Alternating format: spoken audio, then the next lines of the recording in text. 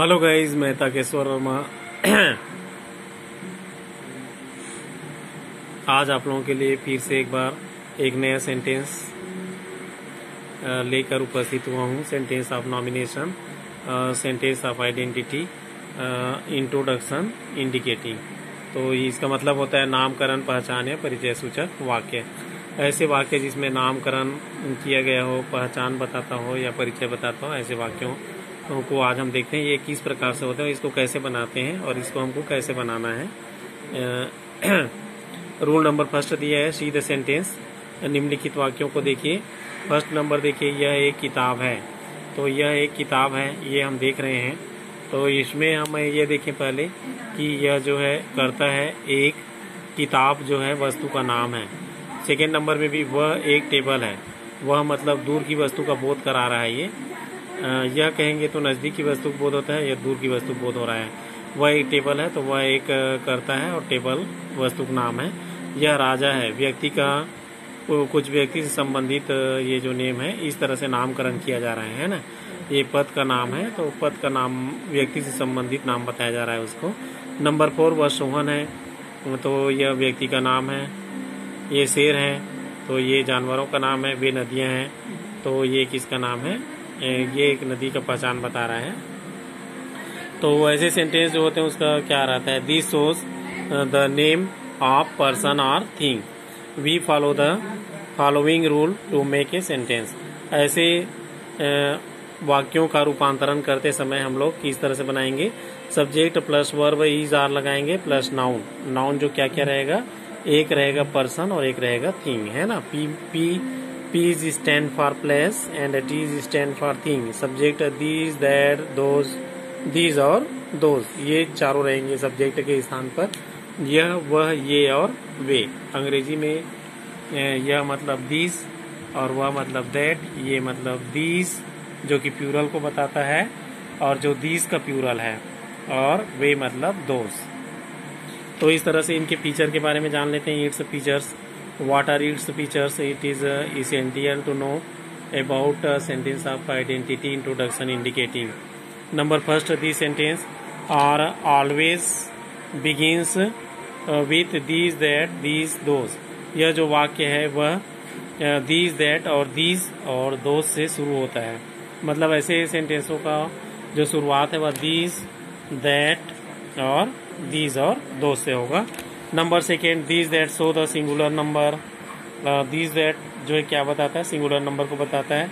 These और those show the plural number. और these और दोज जो है क्या बताएगा? प्यूरल नंबर को बताता है। These and that is always followed with is. और दीज और दैट के बाद हमेशा इज लगाया जाएगा। और नंबर 5, दीज और those is always followed with are. These और दोज के बाद हमेशा क्या लगाया जाएगा? आर लगाया जाएगा, because it is a plural. Number 6, object is stand for person और थिंग। ये जो ऑब्जेक्ट है वह पर्सन और थिंग के लिए स्टैंड होगा। और this show the nearness. This जो है वह नजदीकता को बताता है, समीपता को बताता है।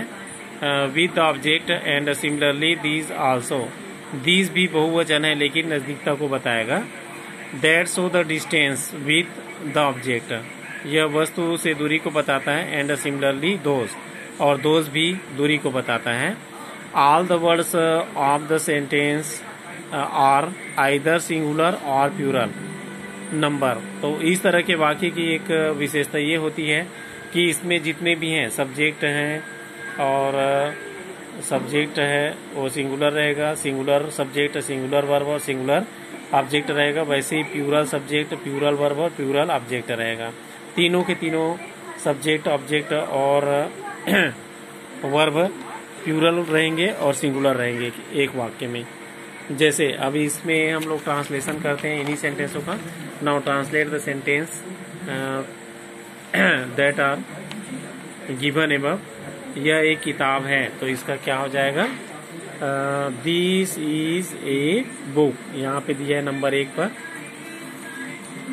और नंबर सेकेंड देखें क्या दिया है? वह एक टेबल है, तो यहाँ पे वह के स्थान पर हम क्या लिखेंगे? दैट इज ए टेबल लिख देंगे। Number second. Third number, third number है यह राजा है, तो यहाँ पे हम लिखेंगे दिस इज ए किंग, है ना। क्या लिखेंगे हम, what we write, this is a king, king मतलब राजा। नंबर 4 पे दिया है वह सोहन है, तो इसको हम लिखेंगे that is Sohan.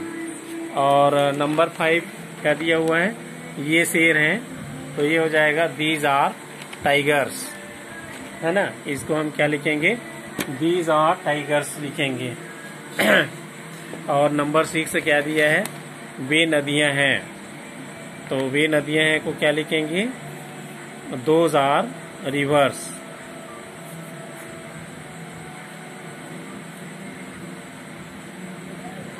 Those are rivers. तो ये आप लोगों के लिए एक्सरसाइज दिया गया है, अब इसको आप लोग बनाएंगे। यह लड़का है, तो इसको हम क्या लिख सकते हैं, दिस इज बॉय। बना के देखिएगा इसको। सेकेंड नंबर यह सेव है, this is an apple. Number 3 वह गीत है, दिस इज ए सॉन्ग। और नंबर 4 दिया है वह यह आम है, तो यह के स्थान पे दिस और इज और क्या लिखेंगे, मैंगो, दिस इज मैंगो। और वह गधा है, तो क्या लिखेंगे यहाँ पे, दैट इज एनॉस, ये केले हैं, दीज आर बनानास। 7 नंबर यह टार्च है, दिस इज टॉर्च, यह गाड़ी है, दिस इज कार, ये मसाले हैं, दीज आर स्पीसीज। और नंबर 10 है, ये सब्जियां हैं, these are vegetables. Translate the above sentence. Rule number 2, identity and introduction indicating sentence, परिचय पहचान सूचक वाक्य। इट शोज आइडेंटिटी और इंट्रोडक्शन ऑफ एनी पर्सन और प्लेस और थिंग, तो यह जो है क्या बताता है, परिचय या पहचान को बताएगा। परिचय या पहचान आप लोग जानते हैं कैसे बताते हैं हम लोग, है ना। जब कभी भी किसी, जैसे हमारे पुस्तक का परिचय बताएंगे तो हम कैसे बताते हैं, यह मेरा पुस्तक है, ऐसा कहते हैं, है ना, दिस इज माई बुक, तो इस तरीके से बताया जाता है। इट शोज आइडेंटिटी और इंट्रोडक्शन ऑफ एनी पर्सन और प्लेस। इट्स स्ट्रक्चर इज, इसका स्ट्रक्चर ये होता है, पहले हम रखेंगे सब्जेक्ट को, ये नंबर पहले हम रखेंगे सब्जेक्ट को, दिस दैट होगा सब्जेक्ट हमारा, उसके बाद आएगा वर्ब, केवल इज बस लगाएंगे इसमें, और नाउन नेम रहेगा, है ना। तो इसके लिए हम सेंटेंस देखते हैं, एग्जाम्पल के रूप में देखते हैं, दिस इज मिस्टर शर्मा। और सेकेंड नंबर देखेंगे, दिस इज मिस्टर वर्मा, यहाँ पे नाम है और ये सब्जेक्ट है और ये वर्ब है। अब रूल नंबर बी इसी का, रूल नंबर बी देखते हैं, सब्जेक्ट प्लस वर्ब यहाँ पे आएगा इज, और पीसी और प्लस नाउन, कॉमन नाउन रहेगा यहाँ पे, है ना। कॉमन नाउन जानते हैं, कॉमन नाउन क्या होता है, जो किसी एक वर्ग के बारे में बताता है, एक स्पेशल शब्द है जो पूरे वर्ग को प्रदर्शित करता है। पीसी मीन्स होता है पोजेसिव केस, है ना, संबंध सूचक,